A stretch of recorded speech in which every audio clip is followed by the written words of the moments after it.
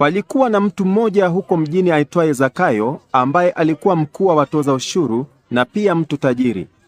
Alitaka kuona Yesu alikuwa nani, lakini kwa sababu ya umati wa watu na kwa vile alikuwa mfupi hakufaulu. Hivyo alitangulia mbio akapanda juu ya mkuyu ili aweze kumwona Yesu, kwa maana alikuwa apitie hapo.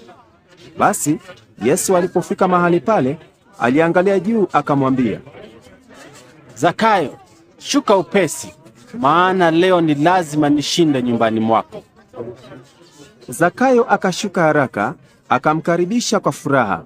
Watu wote walipoona hayo, wakaanza kunung'unika wakisema, amekwenda kukaa kwa mtu mwenye dhambi.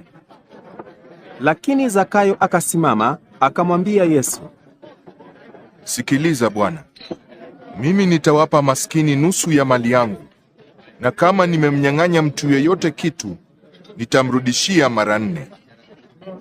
Yesu akamwambia, Leo wokovu umefika katika nyumba hii, kwa vile huyu pia ni wa ukoo wa Abrahamu. Kwa maana Mwana wa Mtu amekuja kutafuta na kuokoa waliopotea. Wakati watu walipokuwa bado wanasikiliza hayo,